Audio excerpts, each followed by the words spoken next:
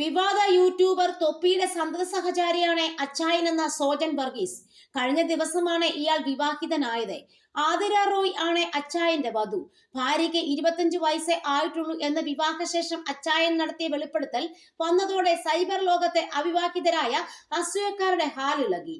സ്വയം കിളവൻ എന്ന് വിശേഷിപ്പിച്ചായിരുന്നു അച്ചായന്റെ പരാമർശം.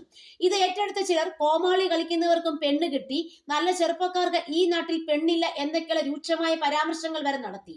പെട്ടെന്നുള്ള വിവാഹത്തെക്കുറിച്ച് യൂട്യൂബ് ചാനൽ അഭിമുഖത്തിൽ സോജൻ വർഗീസ് പറയുന്നത് ഇങ്ങനെ: ആതിരയാണ് വിവാഹം കഴിക്കാമെന്ന് എന്നോട് പറഞ്ഞത്. താലികെട്ടും വരെ അത് യാഥാർത്ഥ്യമാകുമെന്ന് ഞാൻ കരുതിയിരുന്നില്ല. കുറച്ച് ദിവസമായി ഞാൻ മറ്റൊരു വലിയ ട്രോമയിലായിരുന്നു. അതൊന്നും കണക്കിലെടുക്കേണ്ട, ഒന്നിച്ച് ജീവിക്കാമെന്ന് ആതിര പറഞ്ഞപ്പോൾ മുൻപിൻ നോക്കിയില്ല. ഒരു പെൺകുട്ടി അങ്ങനെ ബോൾഡായി ഒരു തീരുമാനം എടുക്കുമ്പോൾ കിട്ടുന്ന എനർജിയിലാണ് ഞാനിപ്പോൾ. എന്നാൽ കല്യാണത്തിന് പിന്നാലെ സോജൻ വർഗീസിന്റെ മുൻ സുഹൃത്ത് എന്ന് അവകാശപ്പെട്ട് ഒരു പെൺകുട്ടി യൂട്യൂബ് ചാനലിന് മുന്നിൽ നടത്തിയ വെളിപ്പെടുത്തലാണ് സമൂഹ മാധ്യമങ്ങളിൽ വ്യാപകമായി പ്രചരിക്കുന്നത്. സോജൻ വർഗീസ് സ്നേഹം നടിച്ച് വഞ്ചിച്ചതായി പെൺകുട്ടി ആരോപിക്കുന്നു. നിരവധി സ്ത്രീകളെ ഇയാൾ വഞ്ചിച്ചിട്ടുണ്ടെന്നും തന്നെ ശാരീരികമായി ഉപദ്രവിക്കാറുണ്ടെന്നും പെൺകുട്ടി പറയുന്നു. പെൺകുട്ടിയുടെ വാക്കുകൾ ഇങ്ങനെയാണ്: ഒരു പാട്ടിൽ വെച്ചാണ് ഞങ്ങൾ കണ്ടുമുട്ടിയത്.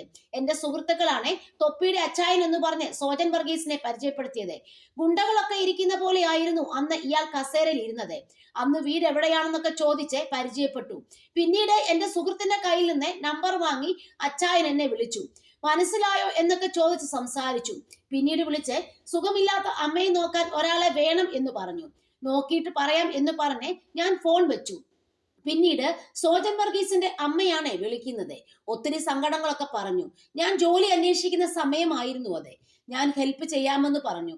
സാലറി ഒക്കെ വീട്ടിൽ വന്നിട്ട് തീരുമാനിക്കാം എന്ന് അച്ചായൻ പറഞ്ഞു. കൈയൊക്കെ വിറച്ചിരിക്കുന്ന അമ്മയെ കണ്ടപ്പോൾ സഹതാപം തോന്നി. രണ്ടുപേർക്കും വലിയ സ്നേഹമായിരുന്നു. ഞാൻ അവരുടെ വീട്ടിൽ സേഫ് ആയിരിക്കുമെന്ന് കരുതി.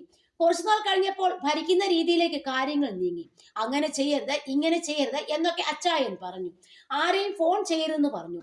ഒരിക്കൽ ഫോൺ പിടിച്ചു വാങ്ങി എറിഞ്ഞു പൊട്ടിച്ചു. ഞാൻ പേടിച്ചുപോയി. കുറെ കരഞ്ഞപ്പോൾ പുതിയ ഫോൺ വാങ്ങി തന്നു. അതും കടയിൽ പണം കൊടുക്കാതെ കടമായിട്ടാണ് വാങ്ങി തന്നത്. പിന്നീട് കുറച്ചുനാൾ വലിയ പ്രശ്നങ്ങൾ ഇല്ലായിരുന്നു. ഞങ്ങൾ വലിയ കമ്പനിയായി. അതൊരു ട്രാപ്പാണെന്ന് മനസ്സിലായി. സ്നേഹം പ്രകടിപ്പിച്ച് സേഫ് ആണെന്ന് നമ്മളെ വിശ്വസിപ്പിക്കുകയായിരുന്നു. ഞങ്ങൾ റീലൊക്കെ ചെയ്യുമായിരുന്നു. പിന്നീട് അച്ചായന്റെ സ്വഭാവം മാറി തുടങ്ങി. അച്ചായൻ അടിക്കാനൊക്കെ തുടങ്ങി. നമ്മുടെ ഇല്ലായ്മ മുതലെടുത്ത് തളർത്തുന്നതാണ് അമ്മയുടെയും മകന്റെയും രീതി. നമ്മുടെ മെസ്സേജ് ഒക്കെ സ്ക്രീൻഷോട്ട് എടുത്തു വെക്കും.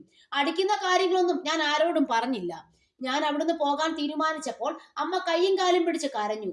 ഞാൻ അയാളുടെ ഭാര്യയോ പെങ്ങളോ ഒന്നുമല്ലെന്നും നിങ്ങളുടെ മകനെ തല്ലുകൊള്ളേണ്ട ആവശ്യമില്ലെന്നും പറഞ്ഞു. ഇനി ആവർത്തിക്കില്ലെന്ന് പറഞ്ഞ് ബൈബിൾ തൊട്ട് സത്യം ചെയ്തു. പിന്നീട് വീണ്ടും പ്രശ്നങ്ങൾ വഷളായി. തൊപ്പി ഇടപെട്ടു. അച്ചായന്റെ വീഡിയോയിൽ നിന്ന് എന്നെ വൈഫ് എന്നാണ് പറഞ്ഞിരിക്കുന്നത്. ചായ കുടിക്കാൻ കടയിൽ പോകുന്ന വീഡിയോ ഒക്കെയാണ് ഇടുന്നത്. അതറിഞ്ഞപ്പോൾ ഞാൻ പ്രശ്നമുണ്ടാക്കി. ഒടുവിൽ ആ വീട്ടിൽ നിന്ന് ഇറങ്ങി എന്റെ അമ്മയാണ് എല്ലാം എന്ന് വീഡിയോയിൽ അച്ചായൻ പറയും. അമ്മ ഒരിക്കൽ ബാത്റൂമിൽ വീണ് കിടന്നപ്പോൾ പോലും തിരിഞ്ഞു നോക്കിയിട്ടില്ല. സ്വത്ത് വിറ്റ് കിട്ടിയ പൈസയെല്ലാം ദൂർത്തടിച്ചു. എനിക്ക് 1,00,000 രൂപ തന്ന് സഹായിച്ചിട്ടുണ്ട്. ഒരു ജോലി കിട്ടിയാൽ ഞാൻ ആ പൈസ അയാളുടെ മുഖത്തേക്ക് എറിയും.